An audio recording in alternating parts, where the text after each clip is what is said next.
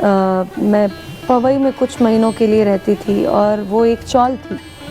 मैं तब भी बहुत खुश थी, मैं और मेरी माँ, हम लोग, क्योंकि हमें मुंबई के बारे में ज़्यादा पता नहीं था, तो कहाँ रहें, किसी ने बताया कि पवई में सस्ते घर मिल जाते हैं। सस्ते घरों से हमें पता नहीं था कि यहाँ फ्लैट्स और चौल का अलग अलग सिस्टम होता है। किसी ने बताया यहाँ सस्ते घर मिलते हैं। मुंबई के बारे में लोगों के मन में बहुत भ्रांतियाँ हैं कि मुंबई ऐसा होगा, मुंबई वैसा होगा, पर मुंबई की जो असलियत है वो मुंबई पहुँच के कुछ अलग होती है। मुझे ऐसा लगता है, जो मेरा एक्सपीरियंस रहा है, Mumbai is a very kind city. वहाँ के लोग इतने काइंड हैं, हेल्पिंग हैं, और आप समझिए कि मुंबई में क्योंकि हर तरह के बहुत सारे आयाम हैं, बहुत सारी प्लेटफॉर्म्स हैं। किसी भी क्षेत्र में अगर आपको अपना करियर बनाना है तो मुंबई में आपको हर तरह की प्लेटफॉर्म्स मिल जाएंगे। और मेरे जाने के वक्त मेरे दिमाग में काफ़ी सारी चीज़ें ऐसे कहीं ना कहीं से भरी गई थी कि मुंबई में ऐसा होता है, मुंबई में लोगों को पकड़ लिया जाता है, लोगों के साथ ऐसा हो जाता है, लोगों के साथ वैसा हो जाता है। पर ऐसा थैंकफुली कुछ भी नहीं हुआ। किसी के साथ कोई अनहोनी होनी हो तो कहीं भी हो सकती है, लेकिन बहुत अच्छे लोग हैं। म्यूज़िक फ्रेटर्निटी में तो ख़ास तौर पर बहुत अच्छे लोग हैं। किसी भी तरह का दुराचार नहीं है, बेसिकली कहना चाहिए। बहरहाल बहुत सारे लोग हैं वहाँ पर जिन लोगों ने मुझे बहुत म्यूज़िकली बहुत सपोर्ट किया है, जैसे शंकर महादेवन जी हैं। वो मेरे मेंटर थे हमेशा, मतलब सारेगामा के टाइम से, और आज भी मैं उनको अपने मेंटर के जैसे मानती हूँ। वो बहुत प्यार भी करते हैं, एक बेटी की तरह, एक स्टूडेंट की तरह, एक गुरु शिष्य जैसा एक रिश्ता है, और बहुत प्यार करते हैं। उन्होंने भी मुझे बहुत सारे, मैंने उनके फ़िल्मों के भी गाने गाए हैं। उसके अलावा सलीम सुलेमान जी हैं, जिनके साथ मैंने बहुत काम किया है। वो लोग भी इन सब लोगों को देखती हूँ, जैसे शंकर जी हैं, सलीम सुलेमान है, AR रहमान सर हैं। इन सब लोगों को जब देखती हूँ तो मुझे ऐसा लगता है कि आप जितने भी बड़े हो जाइए, लेकिन अगर आपके अंदर वो एक क्वालिटी है ना, हम्बल होने की। कहते हैं वृक्ष जितना भी बड़ा हो, लेकिन अगर उसमें बहुत सारे फल लगे हों तो वो झुक जाता है। तो ये सब चीज़ें इन लेजेंड्स को देखने के बाद समझ आती है कि हमें कितना काम करना है अपने ऊपर, to be grounded, to stay always grounded, no matter how far you go, no matter how high you climb, but you have to always stay grounded. ये सब चीज़ें सीखने को मिलती है। कितना पैशन है उन लोगों के अंदर अभी भी, इतना कुछ अचीव करने के बाद भी। Every day they are tirelessly working, tirelessly doing music, tirelessly creating music. तो ये सब चीज़ें हैं जो बहुत मोटिवेट करती हैं, बहुत इंस्पायर करती हैं to be around these maestros. मैं बहुत लकी मानती हूँ अपने आप को कि बहुत गुणी लोगों के साथ काम करने का मौका मिला है मुझे अभी तक।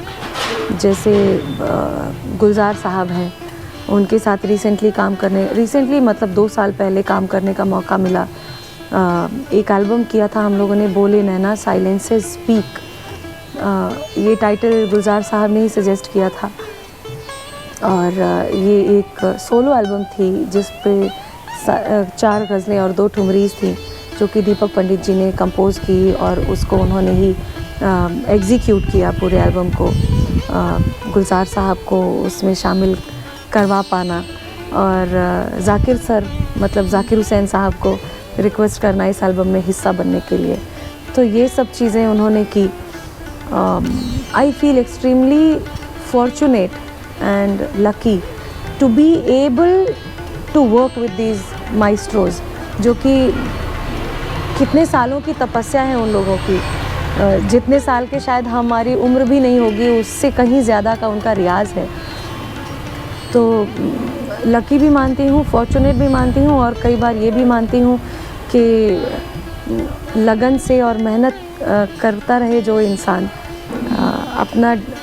अपने कला के प्रति डिवोटेड रहना बहुत ज़रूरी है। तो फिर ऐसे कुछ स्टार्स अलाइन होते रहते हैं आपके करियर में। उसके अलावा बहुत सारे लोग हैं इंडस्ट्री में जो बहुत प्यार करते हैं मुझे। ऋचा शर्मा जी हैं, वो मुझे एकदम छोटी बहन के जैसे मानती हैं। फिर और किसका किसका नाम लूँ, अमूमन सारी इंडस्ट्री ऐसी है जो बहुत प्यार करती है, एक दूसरे का बहुत सम्मान है, प्रतिस्पर्धा की भावना भी है, तो वो बहुत हेल्दी प्रतिस्पर्धा है। जिस भी क्षेत्र में कंपटीशन की भावना ना हो वहाँ पर मुझे लगता है कि ग्रोथ कम हो जाती है। तो कंपटीशन, हेल्दी कंपटीशन बहुत ज़रूरी है, तभी आप ग्रो करते हैं, आप हर रोज़ कुछ नया सीखते हैं। तो मुंबई एक ऐसी जगह है जहाँ पर अथाह सागर है किसी भी कला का।